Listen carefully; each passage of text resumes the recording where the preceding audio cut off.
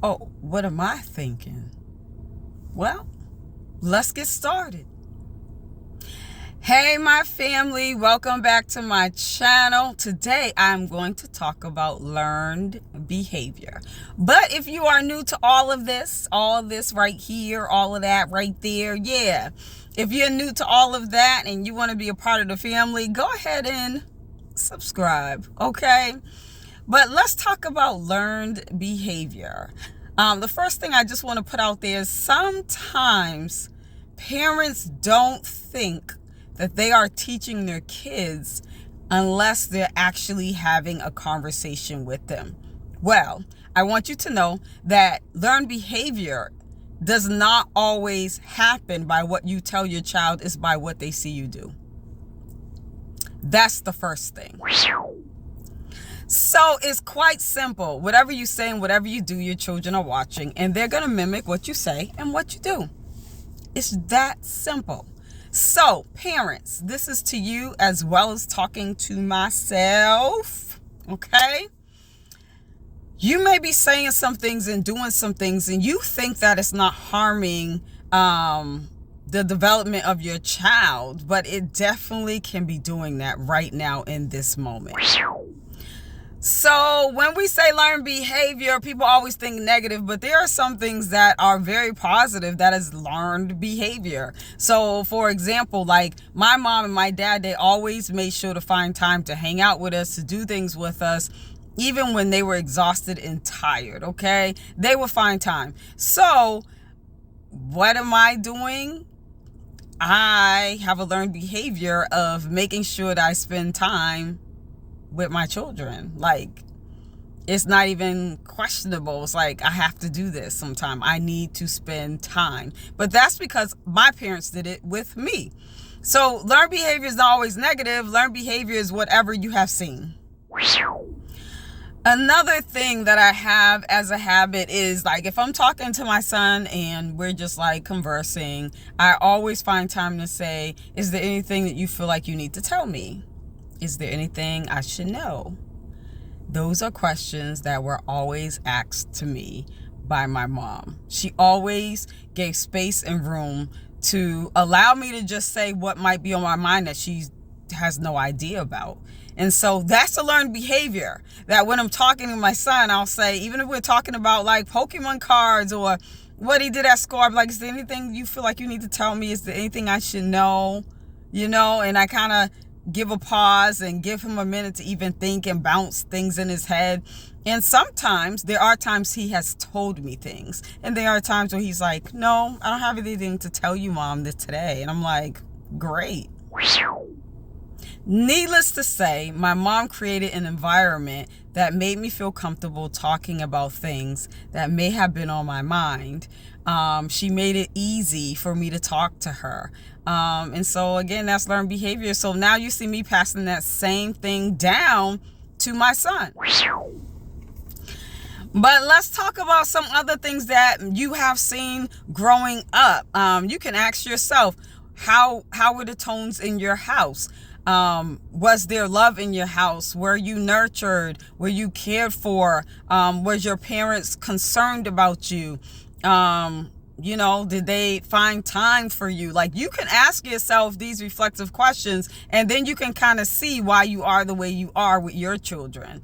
So, I mean, there's so much that you can look at. Even just the other day I was driving, and one of my friends said, oh my gosh, you're driving just like Mom was driving. And literally, I wasn't doing anything special, but you don't even recognize sometimes that you're actually just doing what you saw. So, parents, if you are a mom or a dad and you like to yell a lot, your kids are going to yell a lot when they get older and have their own kids. Everything's going to be yelling, yelling, yelling, yelling. If you grew up in an environment where tones were neutral, or tones only got loud when it needed to get loud, then that's what you're going to be like with your kids, unless you are very cautious and purposeful in what comes out your mouth and what tone you use. Now, that's just tones, but even facial expressions, like, or making certain things that are really a level 10, you make it a level like 1,000. Like, it is boom, boom, boom, boom, boom, way up here, and it doesn't need to be. There are so many things that we mimic and we don't even recognize we're doing it. And we're not recognizing that it's wrong.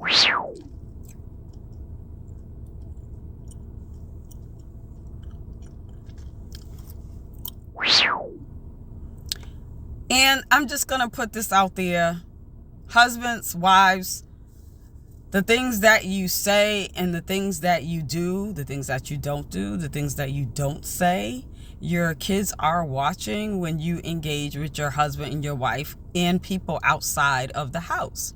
So what am I saying? That even in that, you are teaching your child how to love a woman or how to love a man. Are we all perfect? No. But there are certain things that should never happen. There shouldn't be yelling. There shouldn't be calling out names. There shouldn't be hitting below the belt. There shouldn't be things that are going to cause harm to that person or really hurt that person's feelings, because guess what? Your children, when they get married, they're going to do the same thing. And so we can break that cycle quick and easy just by being cautious as what we say and what we do. If you're encouraging, guess what? Your kids are going to be encouraging to your grandkids. If you are nurturing, guess what? Your kids are going to be nurturing to your grandkids. If you are yelling all the time, guess what? Your kids are going to be yelling all the time to your grandkids.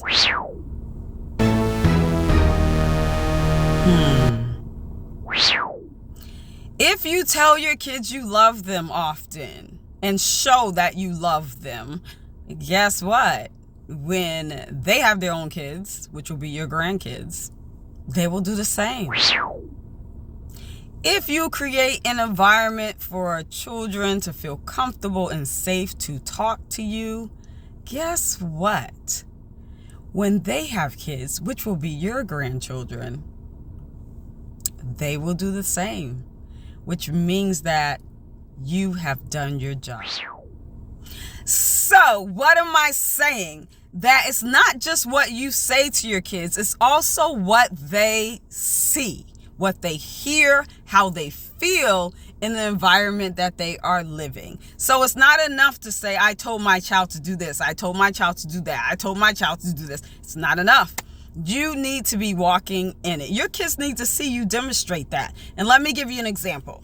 So when I become a little stressed, I have coping skills that I use, and I do self-care. And it's not always just like self-care away from Noah. There are times I'm with him and I'm like, I'm just feeling a little overwhelmed or stressed out, or work was hard today, Noah. So I'm going to go and get something that I like to eat. Or can we just go for a drive? And he's like, sure, Mom. Like, I just want to make sure my head's clear or whatever. I am showing him and teaching him that emotions are normal, feelings are normal, and there's something you can do about it. I don't have to yell. I don't need to get upset, but I have coping skills and I have strategies. And I say the same thing to Noah. I'm like, when he comes to me and he's like, something that's not even 10, he's making it 10. And I'm like, what level problem is that? Is that a level 1? Is that a level 5? Or is that a level 10? What level problem is that? Most of the time, it's a level 1 problem. And so after he can, that's basically him doing a quick reflection. After he reflects really quickly and says, oh yeah, that's a level 1. Then he's like, all right, let me bring it down a little bit. But if he feels like he still can't bring it down a little bit, that's when he uses his coping strategies, which he does have. So I want to end on this note.